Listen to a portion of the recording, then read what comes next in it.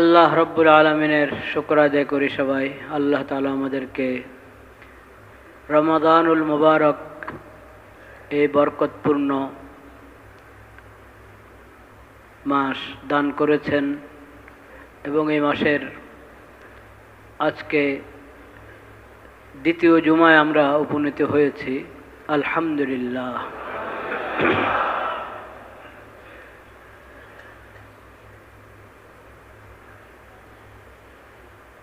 রমাদান মাস আল্লাহ রব্বুল আলমিনের বহুত বড় নেয়ামত।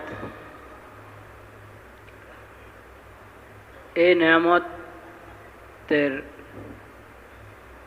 হকদার, এই নেয়ামত পরিপূর্ণভাবে পাওয়া, এটার জন্য কিছু শর্ত আছে। দিনে রোজা রাখা, এটা হলো সবচেয়ে বড় শর্ত। যদি আমি চাই যে রমজান মাসের বরকত ফজিলত হাসিল করি, রমজানের মাগফিরাত রহমত পেয়ে যাই, রমজানের উসিলায় দোজখ থেকে মুক্তি পেয়ে জান্নাতি হতে পারি, যদি আমি চাই, তাহলে রমজানের দিনে রোজা রাখতে হবে। দ্বিতীয় কাজ হলো রমজানের রাতগুলো সুন্দরভাবে কাটানো, তারাবিহের নামাজ আদায় করা। মাগরিব এশা এটা তো 12 মাসে আছে। তারাবিহের নামাজ আদায় করা, তাহাজ্জুদ আদায় করা, এইভাবে রাত যদি রমজানের যেই খাস রহমত এবং খাস মাগফিরাতের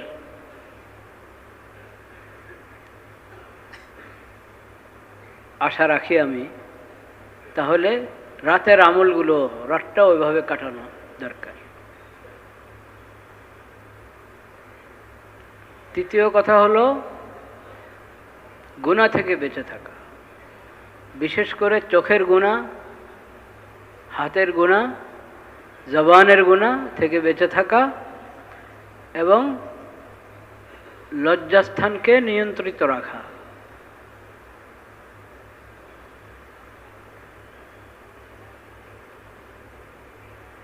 পাঁচ ওয়াক্ত ফরজ নামাজ 12 মাসও পড়ি, রমজানও রোজা থাকা অবস্থায় যাতে কোনো নামাজ কাদা না হয়, এটারও খেয়াল রাখা। কোনো জুমা যাতে বাদ না যায়, তাও খেয়াল রাখা। এইভাবে বন্দা যদি রমজান মাস কাটায়, তাহলে সে রমজানের হক আদায় করল।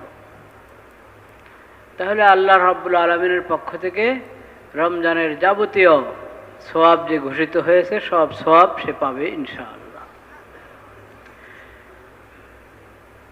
আবু জাফর বাকির রহমতুল্লাহ আলাই, বড় তাবিঈ, অনেক সাহাবীদের শাগরিদ আবু জাফর বাকির রহমতুল্লাহ আলাই, তিনি এই তাবিঈ হাদিসটি বর্ণনা করেছেন।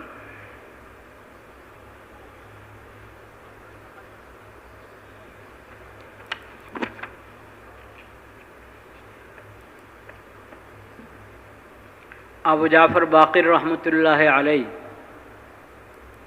জাফর সাদেকের আব্বা।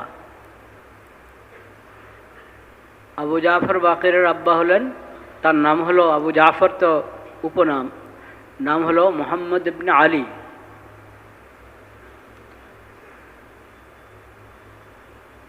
আলী রাদিয়াল্লাহু তাআলা আনহুর ছেলে হুসাইন রাদিয়াল্লাহু তাআলা আনহু, হুসাইন রাদিয়াল্লাহু তাআলা আনহুর ছেলে আলী জাইনুল আবেদিন, তার ছেলে মোহাম্মদ আবু জাফর, আবু জাফরের ছেলে জাফর সাদেক।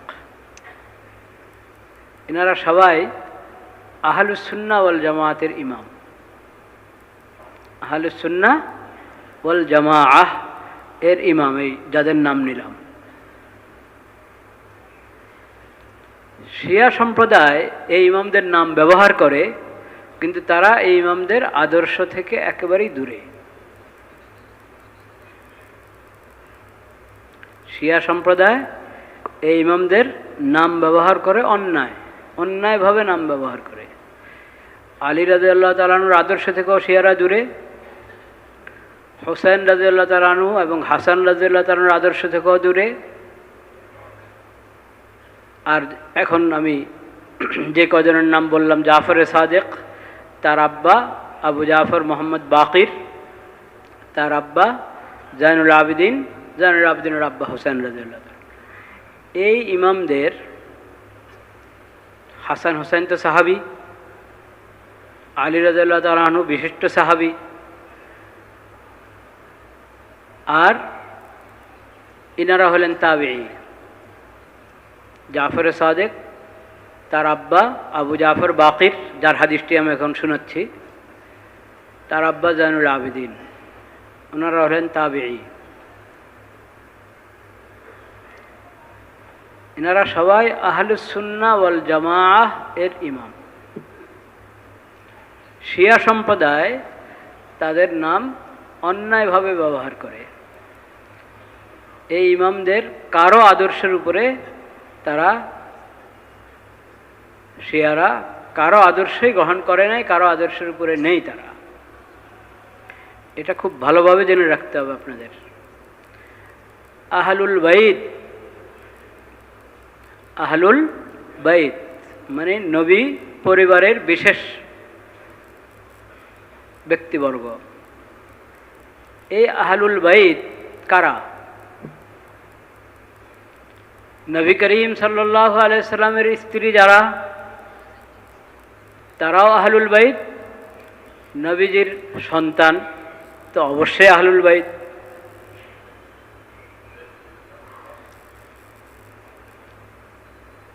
এবং নবী করিম সাল্লাল্লাহু আলাইহি ওয়াসাল্লামের নাতি হাসান এবং হুসাইন, দুই নাতি,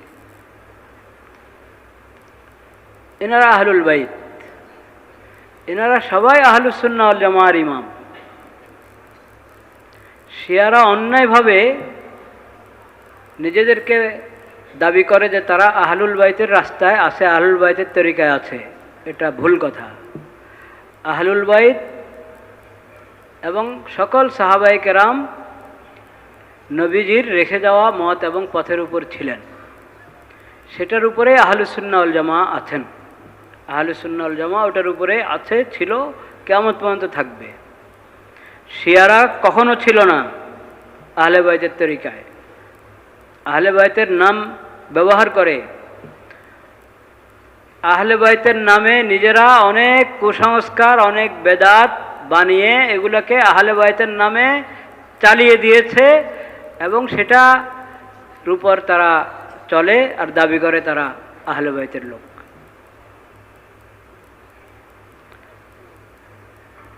আহলে বাইতের উপরে সবচেয়ে বেশি জুলুম করেছে শিয়ারা।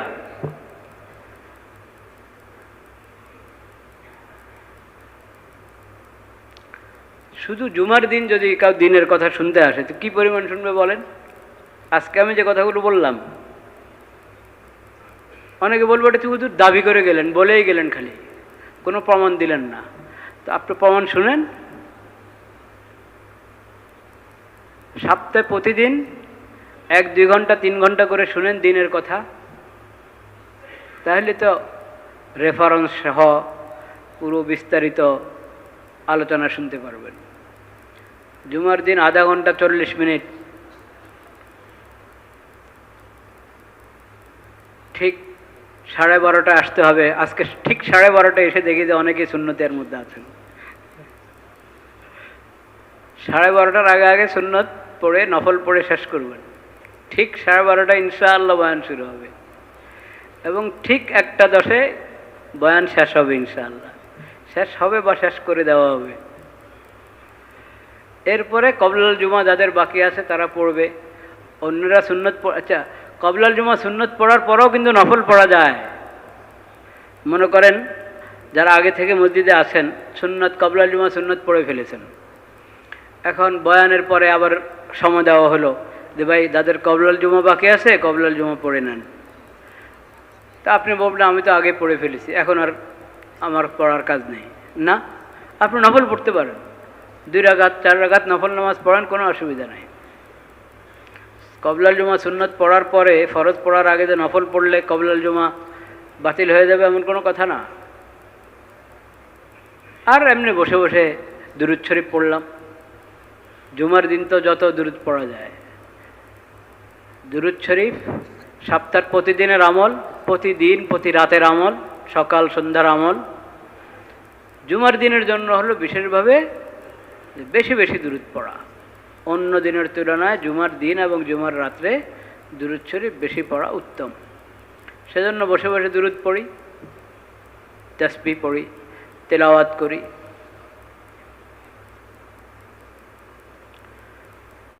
যাই হোক, তা আমি বলছিলাম আবু জাফর বাকেরের নামে এসেছে, এই জন্য কথাটা এসেছে। শিয়াদের কাছে জাফর সাদিকের খুব নাম শুনবেন, আবু জাফরের বাকেরের নামও শুনবেন, হাসান হোসেনের নাম তো শুনাই যায়।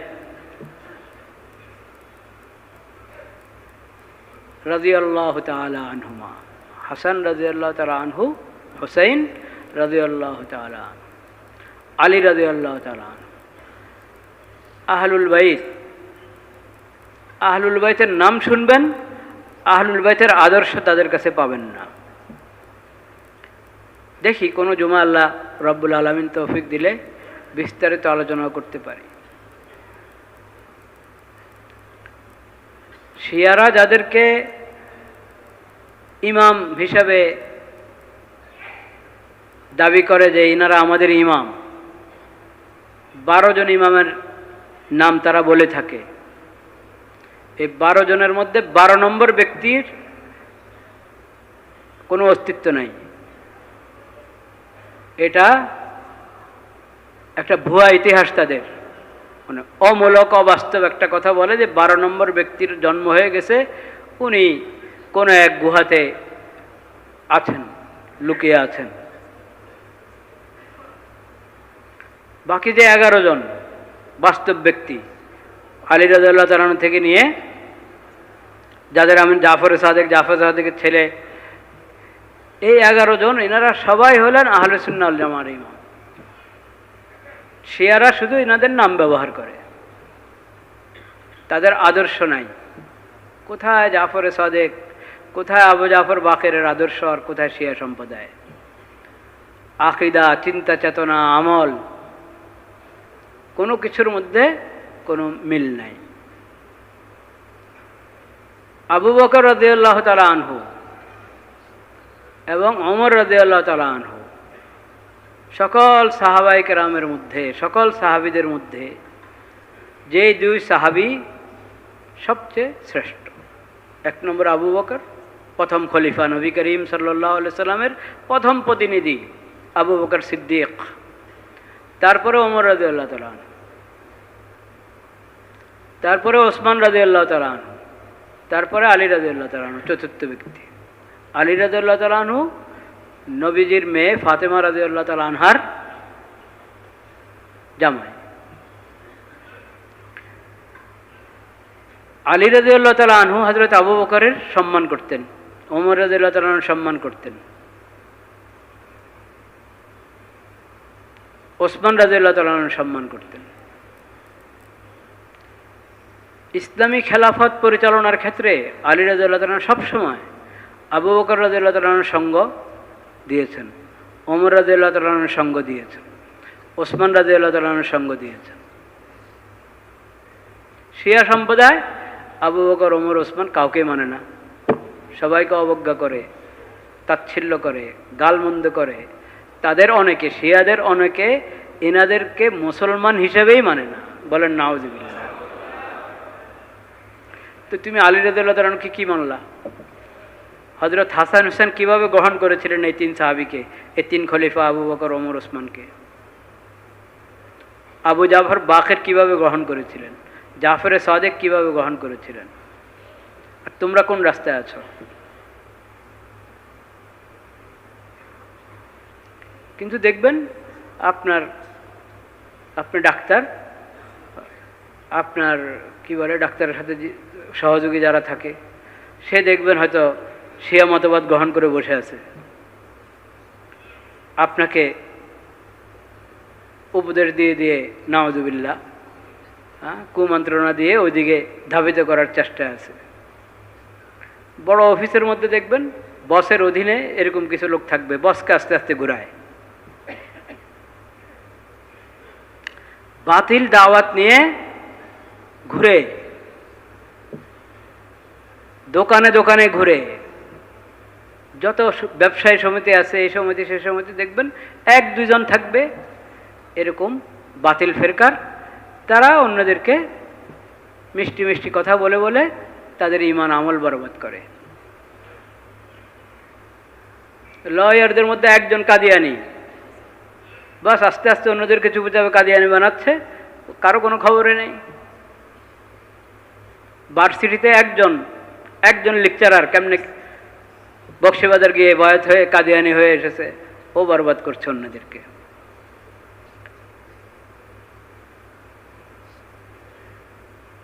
বাতিল ফেরকার লোকেরা, এমনকি বেঈমান লোকেরা মানুষের আকীদা নষ্ট করে, ঈমান নষ্ট করে। আমরা উদাসীন, বেখবর, আমাদের খবর নেই। এই যে উদাসীনতা, অসচেতনতা, এটা মুমিনের কাছে কখনো কাম্য না। মুমিনকে সচেতন হতে হবে, সজাগ হতে হবে। তোমার পরিবারের লোক, তোমার ঘরের লোক, তোমার কোম্পানির লোক কাদিয়ানি হয়ে যাচ্ছে, আর ঘোষিত কাদিয়ানি কোম্পানি তো আছেই। প্রাণ আরএফএল আছে না, কাদিয়ানি না তারা? তো তাদের আপনারা যারা মুসলমানদের দোকানে তাদের পণ্যের অভাব আছে? এটা কি একটু আপনাদের ঈমানকে নাড়া দেয় না? একটু ঈমানকে নাড়া দেওয়া উচিত না? কিভাবে আরএফএলের লোটা আপনার হাম্মামে থাকে, আপনার ওযুখানায় থাকে আরএফএলের লোটা, আপনার ওয়াশরুমে আরএফএলের লোটা থাকে কিভাবে? আপনার বাবুরা কোনো কিছু খাবে, বাস মজা খাবে, আর দোকান থেকে এনে দিচ্ছেন সব প্রাণের জিনিস।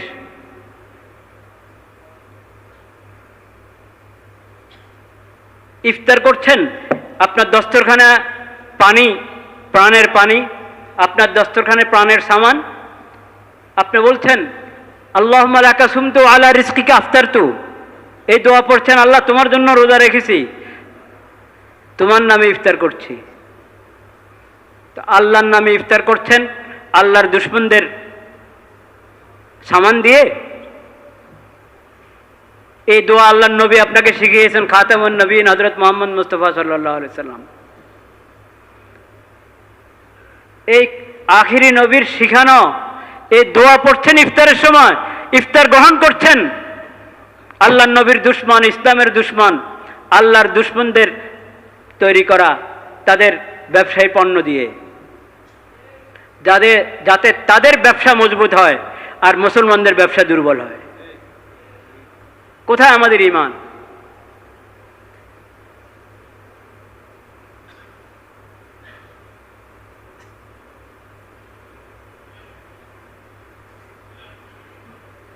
যাই হোক,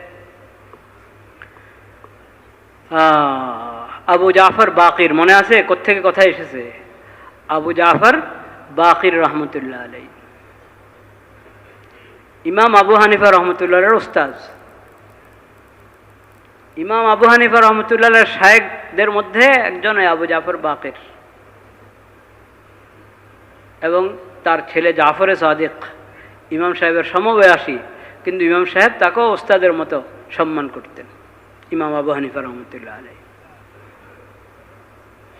আবু জাফর বাকির রহমতুল্লাহর বর্ণিত এই হাদিসটি, মান আতা আলাইহি শাহরু রমাদান সহিহান মুসলিমান সামা নাহারাহু ওয়া সাল্লা বিরদাম মিন লাইলিহি ওয়া গাজ্জা বাসারাহু ওয়া হাফিযা ফারজাহু ওয়া লিসানাহু ওয়া ইয়াদাহু ওয়া হাফাযা আলা সালাতিহি মাজমুআতান ওয়া বাক্কারা ইলা জুমাইহি ফাকাদ সামা আশ-শাহরা ওয়াস্তাকমালাল আজরা ওয়া আদরাকা লাইলাতুল কদর ওয়া ফাযা বিজাইদাতির রব।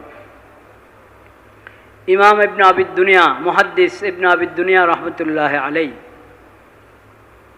ফাদাইলুর রমাদান কিতাবে এই বর্ণনাটি এনেছেন।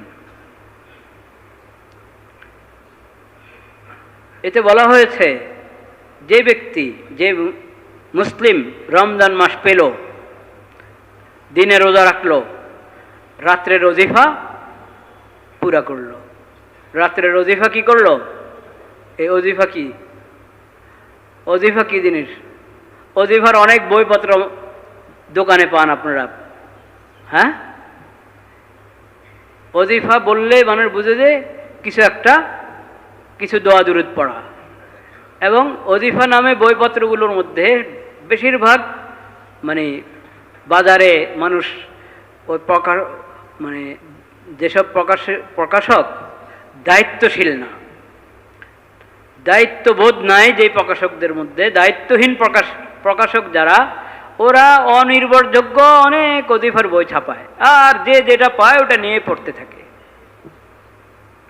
আজকে ওজিফার অর্থ শুনেন ভালোভাবে। আরবি শব্দ হলো বিরদ, এবং ওজিফাও কিন্তু আরবি শব্দ। এখন তো বাংলায় এমন ব্যবহার হয় যে সবাই বুঝে। মূলত ওজিফা শব্দটা আরবি, একই অর্থে। বিরদুন, ওজিফা এবং হিজব, তিনটা শব্দ কাছাকাছি অর্থে।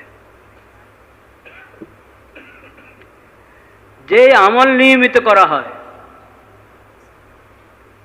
যে আমল নিয়মিত করা হয়, ছাড়া হয় না, ওটাকে বলে ওজিফা, ওটাকে বলে বিরদ, ওটাকে বলে হিজব।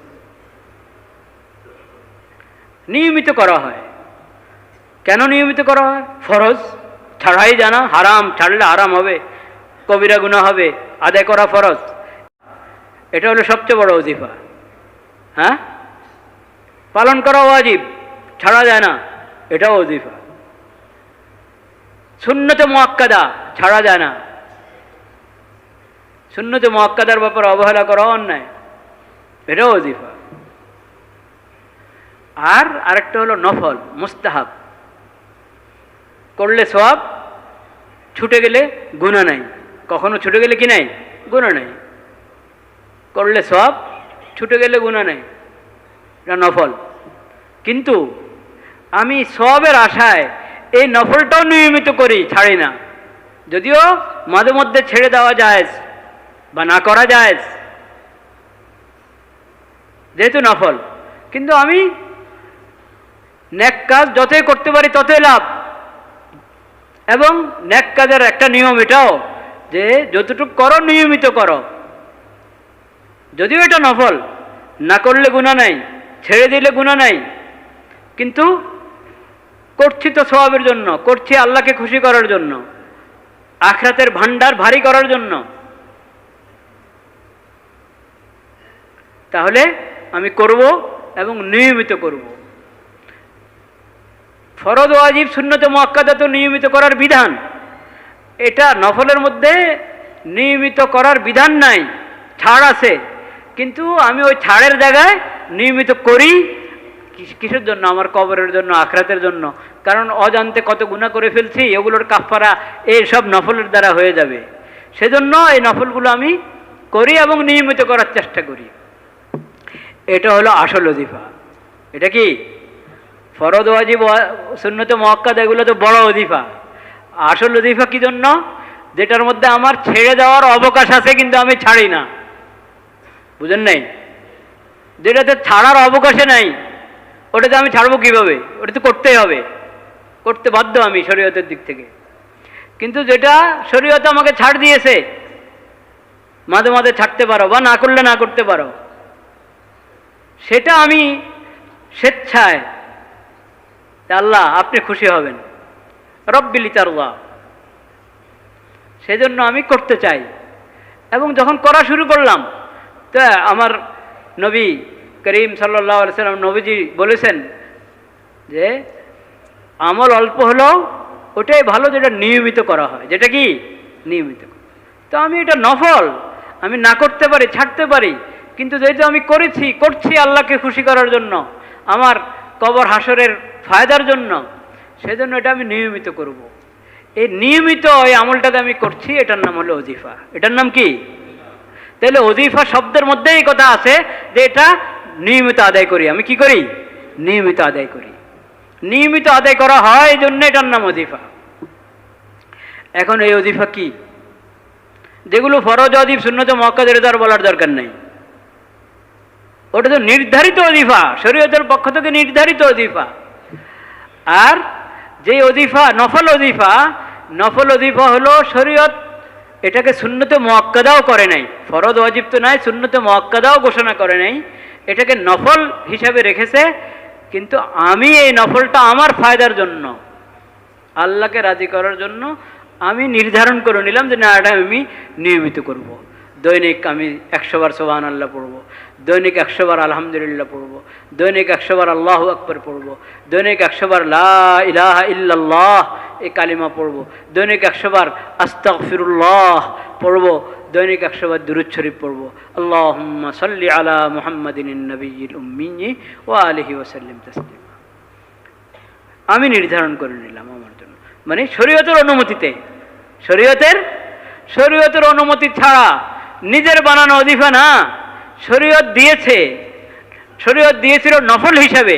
আমি ছাড়তে পারতাম, কিন্তু আমি ছাড়বো দূরের কথা, আমি যদি দৈনিক গুরুত্বের সাথে আদায় করি। এটার নাম কি? নফল ওজিফা। এটা কি? নফল ওজিফা। সেই নফল ওজিফা কি? কার কি? সবার কি একরকম হয়নি? হ্যাঁ, কেউ প্রতিদিন সকালে ইয়াসিন সূরা পড়ে, প্রতিদিন সন্ধ্যায় সূরা ওয়াকিয়া পড়ে, সূরা মুলুক পড়ে শোয়ার আগে, সূরা সাজদা পড়ে শোয়ার আগে, কেউ শুধু সূরা মুলুক পড়ে, কেউ শোয়ার আগে শুধু কুল ইয়া আইয়ুহাল কাফিরুন এই সূরা পড়ে, কেউ 3 কুল 9 বার পড়ে। এসব হাদিসে বর্ণিত। এগুলা 3 কুল, কুল ইয়া যে বললাম, সূরা মুলুক, সূরা সাজদা সব হাদিসে বর্ণিত ওজিফা। কোরআন তেলাওয়াত তো কোরআনের যে কোনো সূরা যে কোনো সময় আমি পড়তে পারি, দিনের রাতে যে কোনো অংশে পড়তে পারি।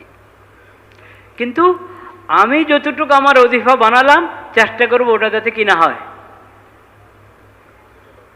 না ছুটে। ওটাতে যাতে কোন অসুস্থ যদি হয়ে যায়, অসুস্থতার কারণে পারলো না আজকের ওজিফা পুরা করতে, তাই আল্লাহ তাআলা সওয়াব লিখে দিবেন। যে বান্দা সুস্থ থাকতে তো কোনোদিন ছাড়ে নাই, আজকে অসুস্থতার কারণে পারে নাই, ফেরেশতাকে আল্লাহ বলবেন তুমি তার ওজিফা লিখে দাও। এলো ওজিফার ফায়দা। এই ওজিফা জেনে রাখেন, ওজিফা শুধু কিছু পাঠ করার নাম না, ওজিফা শুধু পাঠ করার নাম নয়। দৈনিক আপনি এরশাক 2 রাকাত পড়েন, চাষ 2 রাকাত পড়েন, এটা ওজিফা। এটা কি? ওজিফা। নফল ওজিফার অন্তর্ভুক্ত এটা।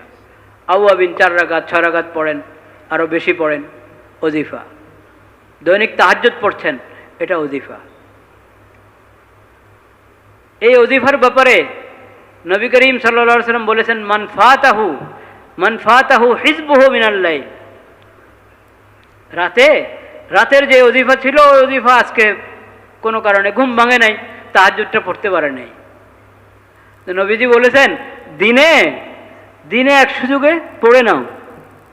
4 রাকাত করে তাহাজ্জুদ পড়তা, 6 রাকাত 8 রাকাত তাহাজ্জুদ পড়তা, আজকে ঘুম ভাঙে নাই, পড়তে পারো নাই, বা এখন রমজান মাস মনে করেন ঘুম ভাঙতে দেরি হয়ে গেল, সেহরি খাওয়ার অল্প সময় আছে, সেহরি খেলে আর তাহাজ্জুদ পড়তে পারতেছে না, তাহাজ্জুদ পড়লো না, সেহরি খেয়ে নিল, থেকে গেল। দিনে পড়ে নাও। এরশাকের সময় যখন হয়ে গেছে, এরশাক চাষের সময়, যে কোনো সময় ওই রাতের ওজিফাটা দিনে কাজা করে নাও। বলেন সুবহানাল্লাহ। আইনগত কাজা নাই নফলের কি নাই? আইনগত কাজা নাই। কিন্তু আইনের বাহিরে স্বেচ্ছায় কি? স্বেচ্ছায় নফলের কাজা। যে নফল আমি নিয়মিত পড়ি, আজকে পড়া হলো না, চলো এটা কাজা করে নিব, এটার নাম হলো ভাই ওজিফা। ফরজ ওয়াজিব সুন্নতে মুআক্কাদার ওজিফা তো ছাড়ার কোনো সুযোগ নাই। গুনাহ থেকে বেঁচে থাকবে মুমিন, সব সময় গুনাহ থেকে বেঁচে থাকবে, সঠিক আকীদাওয়ালা হবে, এটা মুমিনের ওজিফা। এগুলো হলো ফরজ ওজিফা। ফরজ ওজিফা গুনাহ থেকে বেঁচে থাকা, ফরজ ওজিফা আল্লাহ যা ফরজ করেছেন তা আদায় করা, ওয়াজিব করেছেন আদায় করা, এমনকি সুন্নতে মুআক্কাদাগুলো আদায় করা, এগুলো তো জরুরি ওজিফা। আরেকটা হলো নফল ওজিফা।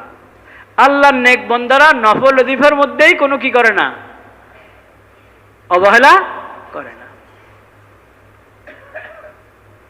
তো ওজিফা যেরকম পড়ার নাম, দৈনিক আপনি এক পারা তেলাওয়াত করেন, এটা আপনার ওজিফা, কোরআনের তেলাওয়াতের ওজিফা। দৈনিক এতবার দুরূদ শরীফ পড়েন, এটা হলো আপনার দুরূদের ওজিফা। প্রত্যেক নেকামলের ওজিফা হয়, প্রত্যেক নেকামল, ওটা নফল। কিন্তু আপনি একটা নিয়ম বানিয়ে নিয়েছেন, সকালে বা সন্ধ্যায়, বা সকালেও একবার, সন্ধ্যা আরেকবার, সকালে একবার 100 বার দুরূদ শরীফ, সন্ধ্যা আরেকবার 100 বার দুরূদ শরীফ। আমি 10 বার পড়ি নিয়মিত, তাও এটাও ওজিফা, কম পরিমাণে, কম কিন্তু ওজিফা। ওজিফার বই কিনে অনেক ভুল ভুল দোয়া লিখে রাখে, হাদিসের নাই ওই দোয়া, না হাদিসে আছে না কোরআন আছে, এমনকি অর্থের দিক থেকে ভুল, এরকম অনেক দোয়া দুরুদ লিখে রাখে বাজারি ওজিফা বইগুলোর মধ্যে। একটু দেখায় নেবেন একজন আলেমকে যে এই কিতাবটার মধ্যে যে দোয়াগুলো আছে এগুলো সহি শুদ্ধ কিনা, একটু দেখায় নেন এবং সেটা পড়েন আপনি, ঠিক আছে। কিন্তু মনে রাখবেন, হাদিসে বর্ণিত ওজিফা, কোরআনে বর্ণিত যে ওজিফা, ওটা হলো বরকত এবং ফজিলত। আর একটা অর্থ ঠিক আছে কিন্তু বর্ণিত না, অর্থ ঠিক আছে সেটাও জায়েজ, কিন্তু বর্ণিত, হাদিসে বর্ণিত হলে যে সওয়াব, যে বরকত, সেটা তো আর পাবেন না। সেজন্য ওজিফা পাঠ করার ওজিফা হোক আর পালন করার ওজিফা হোক না। প্রতি বৃহস্পতিবারে রোজা রাখেন আপনি, নফল রোজা, প্রতি সোমবারে রোজা রাখেন, এটা ওজিফা, রোজার ওজিফা আপনার, সাপ্তাহিক ওজিফা। 13, 14, 15 3 দিন রোজা রাখেন প্রতি মাসে, এটা মাসিক ওজিফা আপনার, রোজার ক্ষেত্রে। মানুষ ওজিফার মনে করে বলে বই একটা নিল আর ওটা পড়লো, এটার নাম ওজিফা। কিছুটা কি স্পষ্ট হয়েছে বিষয়টা, ওজিফা কাকে বলে? আর নফল ওজিফা আর ফরজ ওজিফা, এই দুটার পার্থক্য খেয়াল করি। অনেকে আছে নফল ওজিফার ব্যাপারে বড় উস্তাদ, ফরজ ওজিফার খবর নেই, ঠিক কিনা? নফল ওজিফা মিস হয় না, ফরজ ওজিফার কোনো খবর নেই। আহারে ভাই, ফরজ ওজিফা না 1 নম্বর, ফরজ ওজিফা কি 1 নম্বর, ওটাতে তো কোনো অবহেলার অবকাশে নাই। নফল ওজিফার মধ্যে না ছাড় ছিল, কিন্তু আমি আল্লাহকে রাজি করার জন্য, আল্লাহর অনুমতি ক্রমে আমি সে ছাড় বাদ দিয়ে ওজিফা নিয়মিত করে নিয়েছি। বলেন আলহামদুলিল্লাহ। আল্লাহ তাআলা সেই তৌফিক আমাদেরকে দান করেন।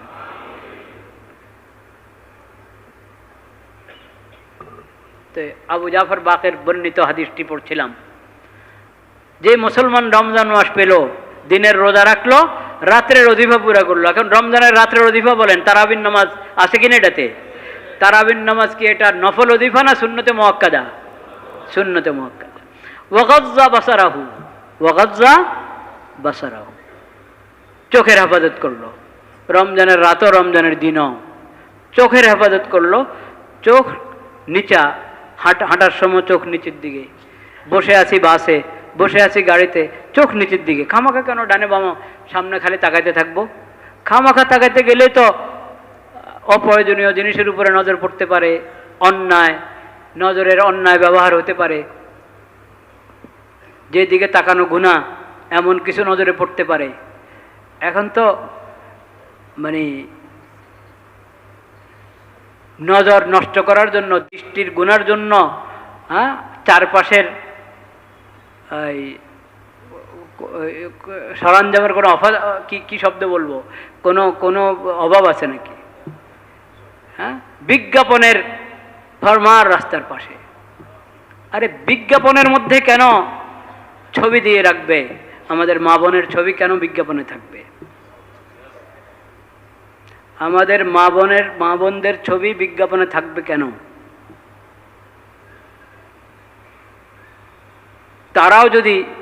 তারা নিজেরাও যদি চায় দিতে, তো তুমি কেন অসম্মান করবে তাকে?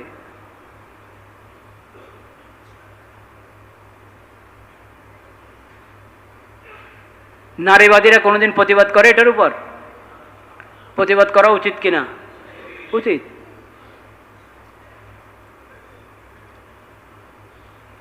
বিজ্ঞাপন, বিজ্ঞাপনের মধ্যে কেন তাদের ছবি থাকবে? তাদেরকে পণ্য হিসাবে কেন ব্যবহার করবে? মানুষকে পণ্য হিসাবে ব্যবহার করার চেয়ে তার অসম্মান আর কি হতে পারে? সে জায়গায় মা বোনদেরকে, সে জায়গায় নারীবাদী লোকেরাই যদি এমন করে, খজ্জা বাসারা, দিনে হোক রাতে হোক, রমজানে হোক, রমজান ছাড়া অন্য সময় হোক, কিন্তু রমজানে বিশেষভাবে যেহেতু তুমি রোজা রাখছ, রোজার হক হলো চোখের হেফাজত করা, রোজার হক হলো লজ্জাস্থানের হেফাজত করা, রোজার হক হলো লিসানাহু ওয়া ইয়াদাহু, হাতের গুনাহ থেকে বেঁচে থাকা, মুখের গুনাহ থেকে বেঁচে থাকা। মিথ্যা কথা, মিথ্যা কাজ, অন্যায় কাজ, অন্যায় কথা, অনর্থক কথা, অনর্থক কাজ থেকে বেঁচে থাকা, এটা রোজার হক, এটা রোজার হক। রোজার এই হক আদায় করলেই এই রোজা কবরের আযাব থেকে আমাকে ঢাল হিসাবে, কবরের আযাব থেকে আমাকে বাঁচাবে, জাহান্নামে, হাসরে, সব জায়গায় রোজার ঢাল হিসাবে রোজাদারের সঙ্গে থাকবে, যদি এই ঢালকে সে অক্ষুণ্ণ রাখে। গীবত করলে, মিথ্যা বললে এবং মুখের যে কোনো গুনার কারণে কি হয়ে যায়? এই ঢাল ফেটে যায়, নষ্ট হয়ে যায়। ও হাফাযা আলা সালাতিহি মাজমুআতান, নামাজ তো তোমার সবসময় ফরজ, তো রোজা রাখা অবস্থায় নামাজ ছাড়বা, এটা তো হইতেই পারে না। নামাজগুলো ঠিকমতো আদায় করছো, জুমাগুলোতে আগে আগে যাচ্ছ, অবাক্কারাইলা জুমাইহি, জুমার নামাজে আগে আগে আসা এটা তো সবসময় 12 মাসের আমল, কিন্তু রোজা রেখেছো তুমি, রমজান মাস, রমজানের জুমা, এটা তো আরো বেশি হক রাখে এই কথার, যে আগে আগে তুমি মসজিদে উপস্থিত হয়ে যাও। এইভাবে রমজানের রোজা যারা রাখবে, রমজান মাসের হক আদায় করবে, ফাকাত সামা শাহরা, এটাকে না বলে যে রমজানের রোজা রাখলো, এটাকে বলা হয় যে রমজানের কি রাখা হয়েছে? রোজা রাখা হয়েছে। ওয়াস্তাকমালাল আজরা, পূর্ণ সওয়াব তুমি পাবে। ওয়া আদরাকা লাইলাতুল কদর, এবং এই রমজানে তুমি লাইলাতুল কদর অবশ্যই পেয়ে যাবে, লাইলাতুল কদর তোমার মিস হবে না, শবে কদর কি হবে না? মিস হবে না। তুমি এত গুরুত্ব দিয়েছো রমজানের হক, এত মজবুতির সাথে আদায় করেছ, আল্লাহ রাব্বুল আলামিন তোমাকে লাইলাতুল কদর পাইয়ে দিবেন। ওয়াফাদা বিজাইদাতির রব, রমজান, লাইলাতুল কদর এবং ঈদের রাতের, পুরো রমজান মাসের আল্লাহ রাব্বুল আলামিনের পক্ষ থেকে যে পুরস্কার ঘোষিত, অঘোষিত, যাবতীয় সকল পুরস্কার এমন রোজাদার পেয়ে যাবে যে রোজার মাসের এবং রোজার এমনভাবে হক আদায় করেছে। আল্লাহ তাআলা সেই তৌফিক আমাদেরকে দান করেন। ঠিক আছে, 1:10 চেয়ে আরেকটু বেশি হয়ে গেছে, আজকে এতটুকু থাকলো। আল্লাহ হায়াতে রাখলে আগামী জুমায় ইনশাআল্লাহ জাকাত সম্পর্কে আলোচনা হবে ইনশাআল্লাহ। সেটা এই জন্য না যে রমজান জাকাতের মাস, জাকাত তো জাকাত বর্ষ যখন পুরো হবে তখনই জাকাত দিবেন। বাকি অনেকে জাকাতের হিসাব রমজানে করে, রমজানে জাকাত দিয়ে থাকে, এটাও ভালো, কিন্তু হিসাব করার সময় খেয়াল রাখতে হবে। জাকাতে হিসাব যখন রমজানে বের করব, তো আচ্ছা, এটা একটু দীর্ঘ আলোচনার দরকার, আগামী জুমায় আলোচনা হবে ইনশাআল্লাহ। জি, আসসালামু আলাইকুম ওয়া রাহমাতুল্লাহ।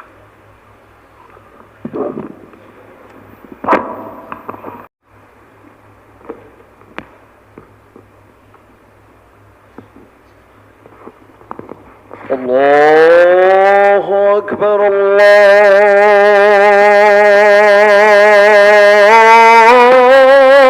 আল্লাহু আকবার, আল্লাহু আকবার,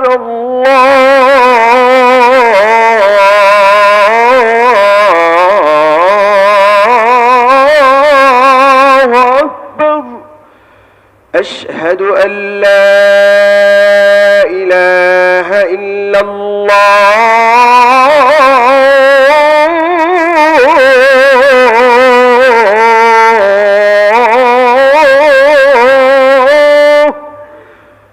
আশহাদু আন লা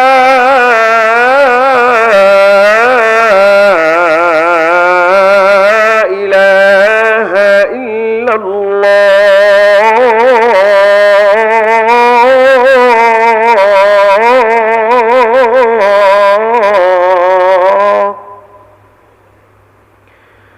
أشهد أن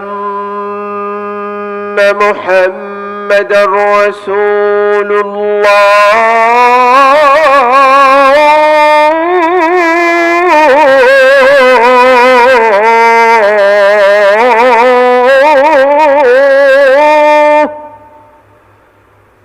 أشهد أن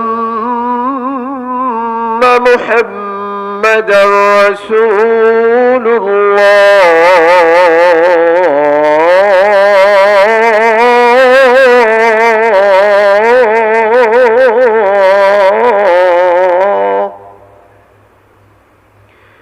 حي على الصلاة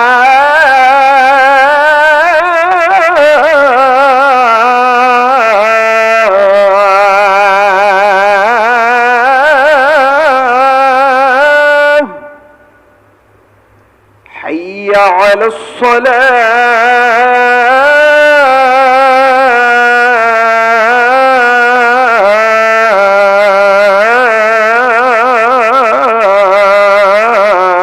الصلاة حي على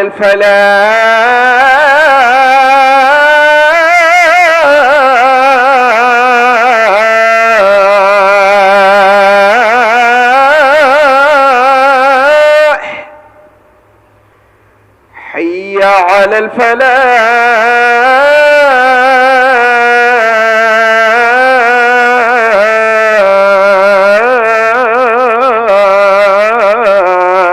الفلاح الله أكبر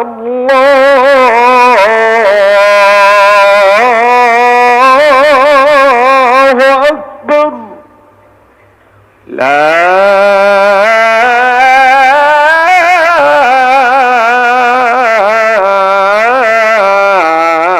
إله إلا الله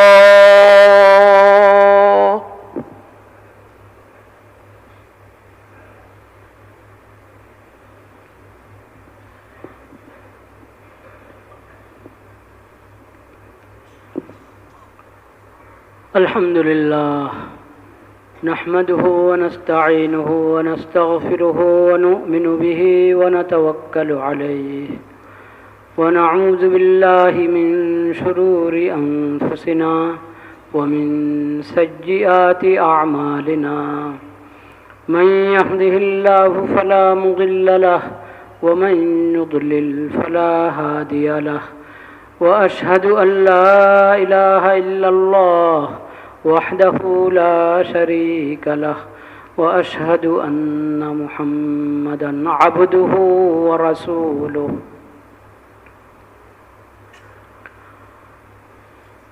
أما بعد فأعوذ بالله من الشيطان الرجيم بسم الله الرحمن الرحيم يا أيها الذين آمنوا اتقوا الله وقولوا قولا سديدا يصلح لكم أعمالكم ويغفر لكم ذنوبكم ومن يطع الله ورسوله فقد فاز فوزا عظيما صدق الله مولانا العظيم وصدق رسوله النبي الكريم ونحن على ذلك من الشاهدين والشاكرين والحمد لله رب العالمين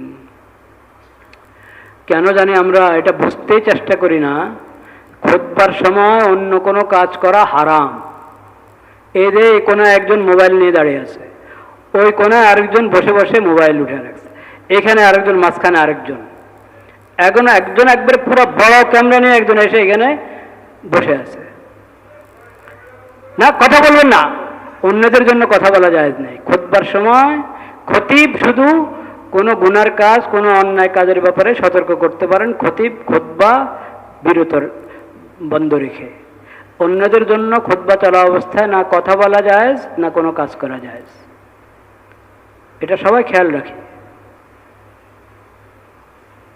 আল্লাহ তাআলা আমাদেরকে সহি সমাজ নসিব করেন রমজান মাসে রমজানের হক, রমজানের আদব রক্ষা করা, এটাই তো মুমিনের বড় কাজ হবে। মসজিদের আদব রক্ষা করা, জুমার দিন আবার রমজানের জুমা।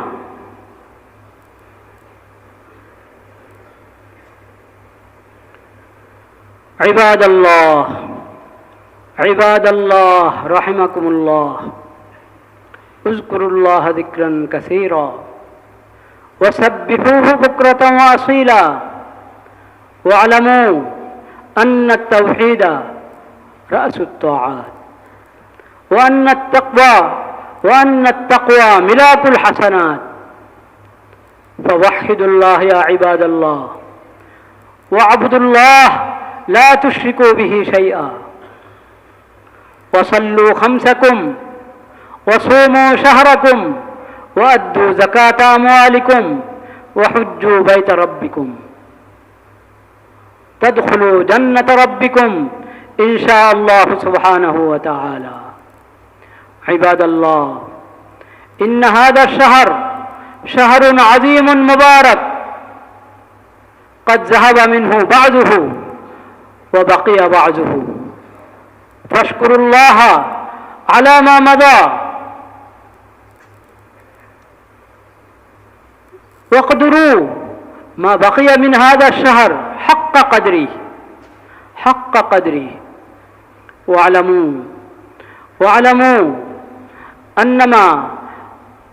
أن حياتكم هذه وأن داركم هذه هي دار الغرور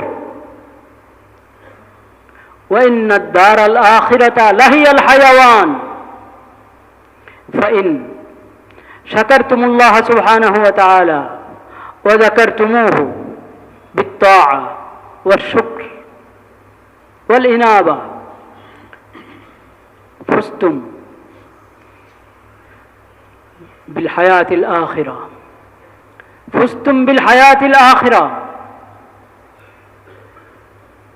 فزتم بجنة ربكم. ويا عباد الله اتركوا كل لغو وكل لهو وكل معصية فمن حسن إسلام المرء تركه ما لا يعنيه. قال الله سبحانه وتعالى قد أفلح المؤمنون الذين هم في صلاتهم خاشعون والذين هم عن اللغو معرضون. بارك الله لنا ولكم في القرآن العظيم ونفعنا بالآيات منه الذكر الحكيم. أقول قولي هذا وأستغفر الله لي ولكم ولسائر المسلمين فاستغفروه إنه هو الغفور الرحيم.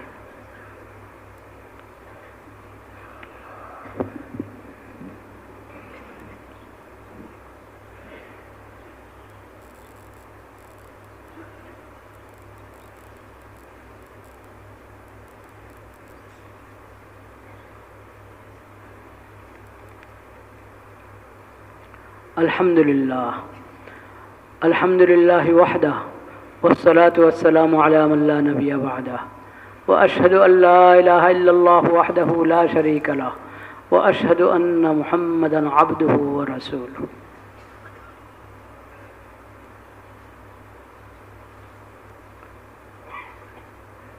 أعوذ بالله من الشيطان الرجيم. بسم الله الرحمن الرحيم. إن الله وملائكته يصلون على النبي يا أيها الذين آمنوا صلوا عليه وسلموا تسليما. اللهم اجعل صلواتك ورحمتك وبركاتك على سيد المرسلين وإمام المتقين وخاتم النبيين محمد عبدك ورسولك إمام الخير وقائد الخير ورسول الرحمة. اللهم ابعثه مقاما محمودا يغبطه به الأولون والآخرون. قال النبي صلى الله عليه وسلم أرحم أمتي بأمتي أبو بكر وأشدهم في أمر الله عمر وأصدقهم حياء عثمان وأقضاهم علي رضوان الله تعالى عليهم أجمعين. وقال صلى الله عليه وسلم خير الناس قرني ثم الذين يلونهم ثم الذين يلونهم. عباد الله رحمكم الله اذكروا ذكرا كثيرا وسبحوه بكرة وأصيلا وأقيموا الصلاة إن الصلاة تنهى عن الفحشاء والمنكر